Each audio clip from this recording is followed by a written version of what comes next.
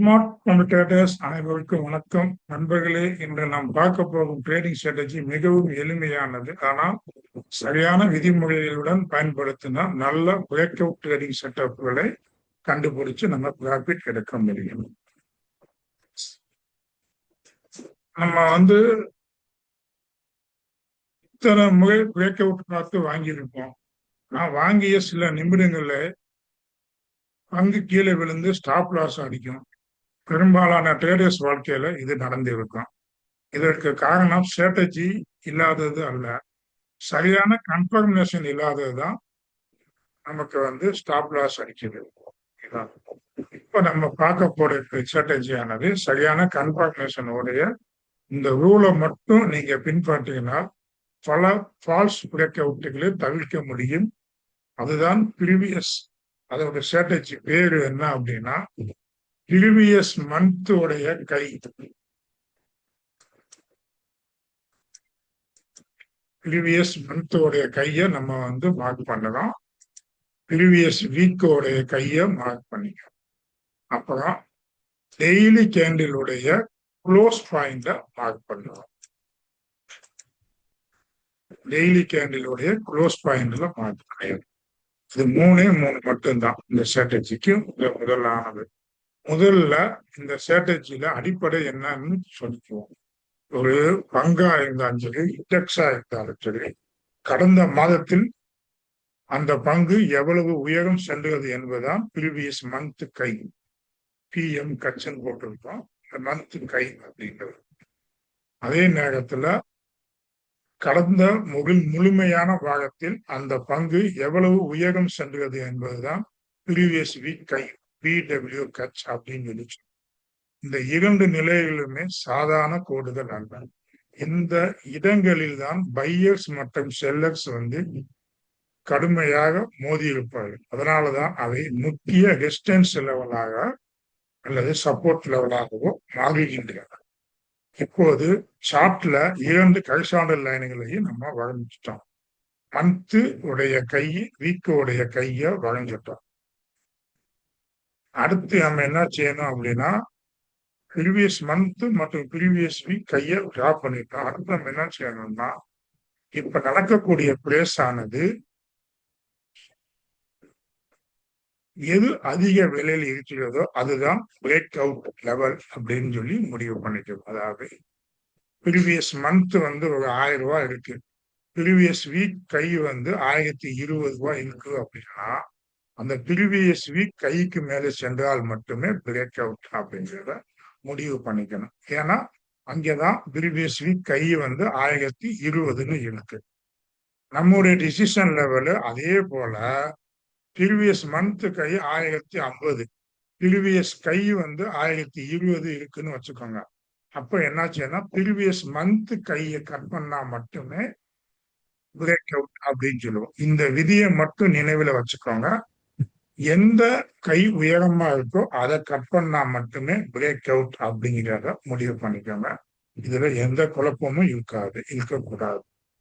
இப்போது பெரும்பாலான ட்ரேடர்ஸ் நீங்களும் நானும் செஞ்சக்கூடிய தவறு என்னன்னு தெரியுமா, காலை 10 மணிக்கு பிளேஸ் ப்ரீவியஸ் மந்தோ இல்ல ப்ரீவியஸ் வீக் கையோவோ பிரேக் பண்ண உடனே பிரேக் அவுட் என்று நினைத்து உடனே வாங்கி விடுவோம். காலையில இருந்து மதியம் முடிய ப்ராஃபிட்ல இருப்போம். ஆனால் மாலை நேரத்துல செல்லர்ஸ் மீண்டும் ரெசிஸ்டன்ஸ் கீழே தள்ளி அந்த டெய்லி கேண்டிலுடைய லெவலுக்கு கீழேயே க்ளோஸ் பண்ணி விட்டுருவாங்க. அடுத்த நாள் காலை எந்த பங்கு இன்னமும் கீழே இறங்கும். இதனால புல் டாப் அல்லது ஃபால்ஸ் பிரேக் அவுட் அப்படின்னு சொல்லுவோம். நம்ம 10 மணிக்கு அவசரப்பட்டு பிரேக் அவுட் வாங்கிடுச்சுன்னு சொல்லி மந்தோடைய கைக்கு மேல இருக்குன்னு சொல்லி வாங்கிடுவோம். வாங்கிட்டு நம்ம மாட்டிக்குவோம். ஓகேங்களா? இதுதான் புல் டாப் அல்லது ஃபால்ஸ் பிரேக் அவுட். இது தவறுகள் பல ட்ரேடர்ஸ் நான் உட்பட பல பேர் செஞ்சு லாஸ் அடிக்கணும். அதனாலதான் இந்த ஸ்ட்ராட்டஜியினுடைய மிக முக்கியமான ரூல், நம்ம இன்ட்ராடே பிரேக் அவுட்டை மட்டும் நம்பாம டே கேண்டிலுடைய க்ளோஸையும் நம்ம நம்பணும். டே கேண்டிலுடைய க்ளோஸ் பார்க்கணும். ஓகேங்களா? இப்ப டே கேண்டிலுடைய இந்த கேண்டிலுடைய க்ளோஸ் மேலதான் கட் பண்ணி மார்க் பண்ணி வச்சிருக்கோம். அந்த கேண்டிலுடைய க்ளோஸுக்கு மேல 50 மினிட்ஸ்லயோ 1 ஹவர்லயோ மார்க்கெட் ஆனது ஒரு பிரேக் அவுட் ஆச்சு அப்படின்னா அப்ப நம்ம வந்து எண்டில் போகணும். இந்த ஸ்டாக் எடுத்தீங்கன்னா 7ஆம் தேதி எடுத்துக்கிட்டீங்க அப்படின்னா ப்ரீவியஸ் வீக் மந்த்துக்கு மேலேயும் இருக்கு, டே உடைய க்ளோஸுக்கு மேலேயும் இருக்கு. ஆனா எண்டிக்கு போய் திருப்பி ஸ்டாப் லாஸ் வந்துச்சு. இதற்கு காரணம் என்ன நினைக்கிறீங்க அப்படின்னா இந்த 3 ஃபார்மட்டையும் முக்கியமா ப்ரீவியஸ் மந்த்து, ப்ரீவியஸ் வீக்கு, டே உடைய க்ளோஸ் பாயிண்டையும் பார்த்துனா எண்டிக்கு போனாலும் கீழே ஸ்டாப் லாஸ் அடிச்சிருச்சு. அதுக்கு காரணம் என்ன அப்படின்னா வேலியும் நம்ம பார்க்கல. இந்த ஸ்ட்ராட்டஜில 2வது வேலியும் நல்லா இருக்கான்னு பார்க்கணும். ஓகேங்களா? எண்டிக்கு போகிற டயத்துல நல்ல வேலியும் இருக்கணும். RSI வந்து 55க்கு மேல இருக்கணும். குறைஞ்சது 60க்கு மேல இருந்துச்சுன்னா நல்ல ஒரு ஸ்ட்ராட்டஜியா நீங்க மூமெண்டா இருக்கும் அப்படிங்கிறத நம்ம வந்து புரிஞ்சுக்கலாம். அதே நேரத்துல குளோசிங் பிரைஸ் அருகில வைக்கும்போது மிகப்பெரிய விக்கி இருந்துச்சுன்னா கவனமாக வைக்க வேண்டும். ஏன்னா அந்த விக்கு தான் அதுக்கான ஒரு ஸ்டாப் லாஸ் கண்டா மாறிடும். அப்படி விக்கு இருந்துச்சுன்னா ரொம்ப கவனமா இருக்க வேண்டிய, அது மேலே செல்லிங் வந்ததுக்கான அறிகுறி. இந்த விக்க கட் பண்ணா மட்டுமே நம்ம வந்து என்ட்ரி போகும். அதனாலதான் அந்த கண்டராப் வந்து எடுத்தேன்.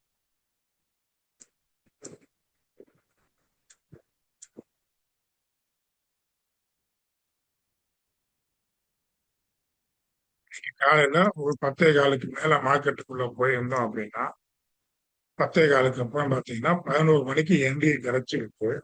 ஆனா இந்த 10:15 உள்ள 10:30 மணிக்குள்ள அந்த கைய வந்து கட் பண்ண முடியல. இந்த விக்க வந்து கட் பண்ண முடியல.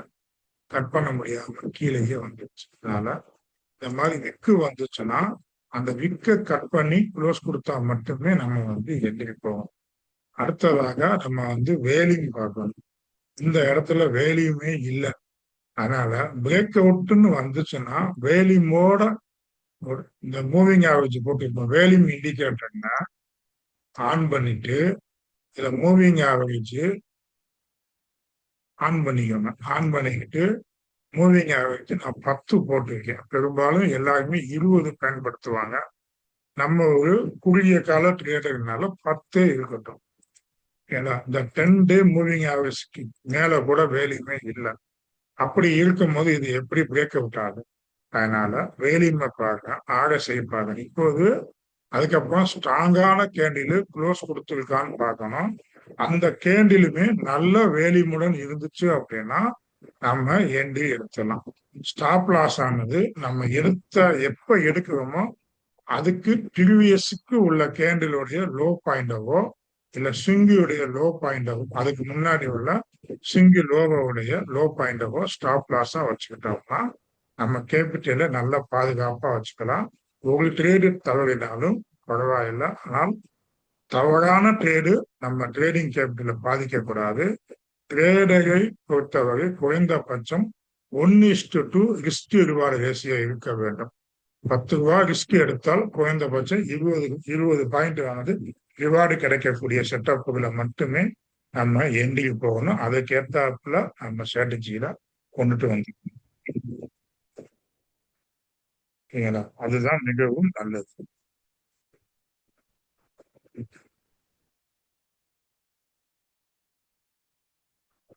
எல்லா பிரேக் அவுட்லயும் வாங்க வேண்டுமானா இல்ல.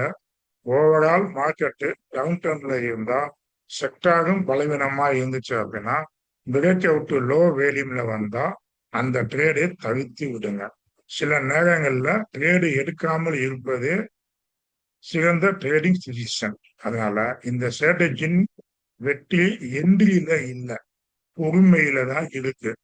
பிரேக் அவுட் கொடுத்தவுடன் ஓடி போய் வாங்காம காத்து இருந்து கன்ஃபர்மேஷன் பார்த்து ட்ரேடு செய்வதுதான் இந்த ஸ்ட்ராட்டஜியுடைய உண்மையான பலன். அதனால் ஸ்ட்ராட்டஜியை ஒரே வழியில் நினைவு கொள்ளுங்கள். ப்ரீவியஸ் மந்த் கை மற்றும் ப்ரீவியஸ் வீக் கை குறியீடுகள் இரண்டில் உயரமான லெவலில் தேர்வு செஞ்சு அந்த லெவலுக்கு மேல் ஸ்ட்ராங் டெய்லி க்ளோஸ் மற்றும் நல்ல வேல்யூ அந்த பிறகு எந்தி இருக்கணும். ஸ்டாப் லாஸ் மறக்கக்கூடாது. குறைந்தபட்சம் 1:2 ரிஸ்க் ரிவார்டு இருந்தால் மட்டுமே ட்ரேடு செய்ய வேண்டும். இந்த ஸ்ட்ராட்டஜி ஒவ்வொரு முறையும் ப்ராஃபிட் தரும் என்றும் யாராலும் சொல்ல முடியாது.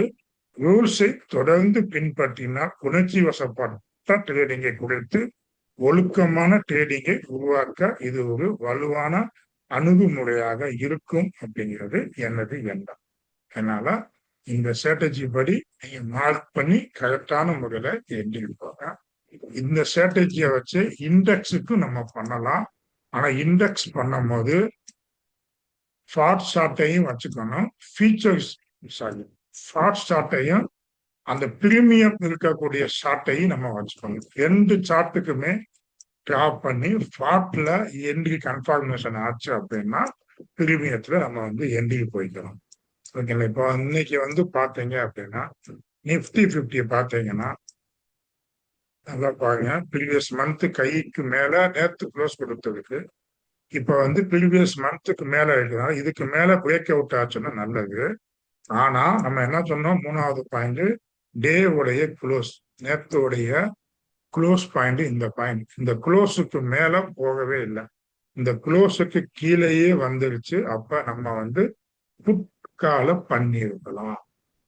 இத 5 மினிட்ஸ் 15 மினிட்ஸ் வச்சு பார்த்தீங்கன்னா இந்த டேவை கட் பண்ணவே இல்லை, கட் பண்ணவே இல்லை. அதுக்கு முன்னாடி அந்த எங்க விக்கு பார்த்தோம்னா இந்த விக்கை கட் பண்ணி அடுத்த கேண்டில் க்ளோஸ் கொடுக்கலாம். அதனால கால் சைடு இன்னைக்கு என்ட்ரி வரவே இல்லை, புட் சைடு தான் நமக்கு என்ட்ரி வருது. காரணம் என்ன அப்படின்னா டே உடைய க்ளோஸுக்கு மேல நல்லா ஸ்ட்ராங்கான கேண்டில் கொடுக்கவே இல்லை. ஆப்ஷன் பையிங் பண்ணணும் அப்படின்னா ஐவி எல்லாம் பார்த்து நம்ம கவனமா பார்த்து என்ட்ரி போகணும். ஓகேங்களா? ஆனா ஷார்ட் சார்ட்டையும் பிரீமியம் சார்ட்டையும் வச்சுக்கிட்டு ஷார்ட் சார்ட்ல என்ட்ரியை செக்அப் பண்ணி பிரீமியம் சார்ட்ல ஆர்டர் போடுறத எந்தையும் கம்பைன் பண்ணி பண்ணுங்க. இது ஒரு பேசிக் லெவல். இதே செட்டப்ல அடுத்தடுத்த லெவல் 3-4 லெவல் 3-4 ஸ்ட்ராட்டஜி இருக்கு. அந்த ஸ்ட்ராட்டஜியை நம்ம ஒவ்வொன்றா பார்ப்போம். இப்போதைக்கு மந்தோடைய கை, வீக்கோடைய கை, டே உடைய க்ளோஸ வச்சு சொல்லிடுவோம். இப்ப இண்டெக்ஸ சொல்லிட்டோம், கனரா பேங்க் பார்த்துட்டோம். இப்ப இந்தியன் பேங்க் பார்த்தீங்கன்னா இத பாருங்க. ப்ரீவியஸ் வீக்கு கை மேலதான் ட்ரேட் ஆகிருக்கு, ப்ரீவியஸ் மந்த்துக்கு மேலே ட்ரேட் ஆகிருக்கு. நேத்தோடைய க்ளோஸுக்கு மேலேயுமே மார்க்கெட் ஓப்பன் ஆகிருக்கு. அதுக்கு முன்னாடி உள்ள விக்குக்கு மேல நம்ம மார்க் பண்றோம். விக்கு மார்க் பண்ண இதற்கு மேல என்ட்ரி கிடைச்சிச்சா அப்படின்னு கேட்டா கிடைச்சிச்சு, காலையிலே கிடைச்சிருச்சு. ஓகேங்களா? கிடைச்சிருச்சு. மந்த்துக்கு கைக்கு மேல இருக்கு. டே உடைய க்ளோஸுக்கு மேல கொடுத்துக்கு முன்னாடி உள்ள ஒரு கைக்கு மேல விக்கு பாயிண்ட்டுக்கு உள்ளதுக்கு மேல டே உடைய விக்குக்கு மேல உள்ள கைக்கு மேல க்ளோஸ் கொடுத்து மார்க்கெட்டு நல்ல மூவ்மெண்ட் கொடுத்து திருப்பி அந்த விக்கு பாயிண்ட்டுக்கிட்டே இருக்கு. இந்த ஸ்டாக்கை நீங்க என்ட்ரி எடுத்திருந்தாலும் ஹோல்டு பண்ணலாம். அடுத்து இந்த ஸ்டாக்கு மூவ்மெண்ட் கொடுக்கும். இப்ப ஸ்டாப் லாஸ் என்ன வைக்கணும்னா நம்ம என்ட்ரி போன கேண்டிலுடைய ப்ரீவியஸ் கேண்டிலுடைய லோவை வைங்க. அப்படி இல்லை அப்படின்னா அந்த டே உடைய க்ளோஸ் பாயிண்ட நீங்க ஸ்டாப் லாஸா வச்சுக்கலாம். இல்ல மந்தோடைய கையவோ நீங்க ஸ்டாப் லாஸா வச்சுக்கலாம். ஓகேங்களா? அப்ப இந்தியன் பேங்க் ஓகே. அதுக்கப்புறம் இந்த ஸ்டாக் காலையில கேப்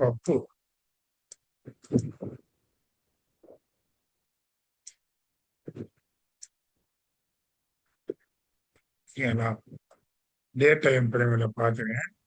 ப்ரீவியஸ் உடைய சிங்கு கையை இந்த விக்கு இந்த இடத்துல விக்கு, இந்த விக்கை நான் மார்க் பண்ணிக்கிறேன். ரெண்டுமே ஒன்னாதான் இருக்கு. வேலையும் பார்க்கணும், ஆகாசையை பார்க்கணும்னு சொல்லியிருக்கேன், ஞாபகம் வச்சுக்கோங்க. 15 மினிட்ஸ்ல வச்சுங்க. மார்க்கெட்டு கேப் அப்புல ஓப்பன் ஆயிடுச்சு, அவாய்ட் பண்ணிக்கலாம். அதுக்கு மேல என்ட்ரி எடுத்தாலும் போகும். ஆனா ஸ்டாப் லாஸ் ரொம்பவும் அதிகமா வரும். அதனால கேப் அப்போ வந்து ஒரு 2% மேல கேப் அப்போ ஆயிடுச்சுன்னா அந்த பங்கை தவிர்த்து விடல. கேள்வியல் பாயிண்ட் எடுங்க. இதுக்கு பாருங்க,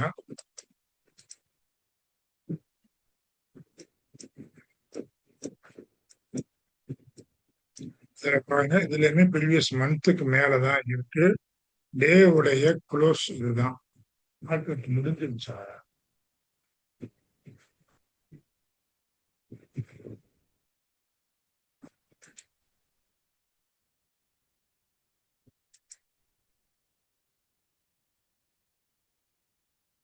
இந்த ஸ்டாக்ஸை பாருங்க, இன்னைக்கு மார்க்கெட் ஓபன் ஆகும்போது நேத்துடைய க்ளோஸுக்கு மேலேயே ஓபன் ஆகிருக்கு.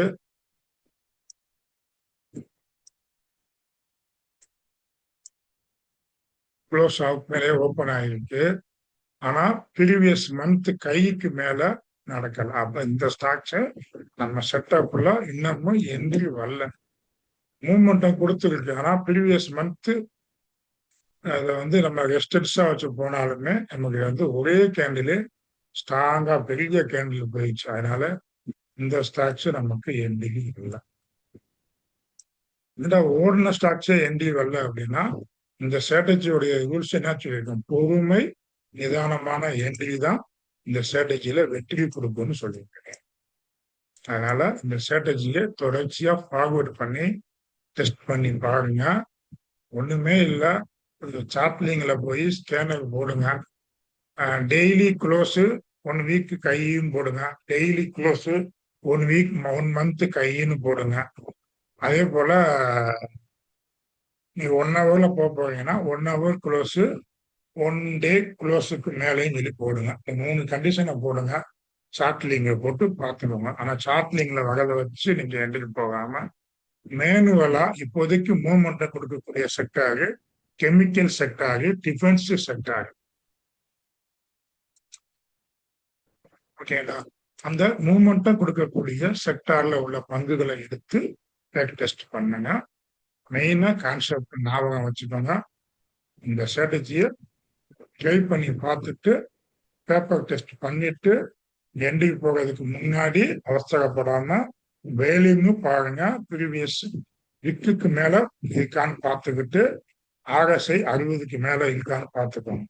முக்கியமா வேல்யூம் கன்ஃபர்மேஷன் இல்லாம இந்த ஸ்ட்ராட்டஜிக்குள்ள போனீங்கன்னா ஸ்டாப் லாஸ் சொல்லுவாங்க. ஓகேங்களா? அதனால பார்த்துட்டு ட்ரை பண்ணி பார்த்துட்டு கமாண்ட் போடுங்க. அடுத்தடுத்த இதை வச்சு அடுத்தடுத்த ஸ்ட்ராட்டஜியை போடுவோம். அடுத்தடுத்த வீடியோல போடுவோம். இந்த வீடியோ உங்களுக்கு ஏதாவது உபயோகமாக இருந்தது அப்படின்னா லைக் பண்ணுங்க, கமெண்ட் பண்ணுங்க. உபயோகமா இல்லாட்டினாலும் கமாண்ட் போடுங்க. உபயோகமா இருந்தாலும் கமாண்ட் போடுங்க. கை வலிக்காது கமாண்ட் போடுங்க. வாழ்க வளத்துடன்.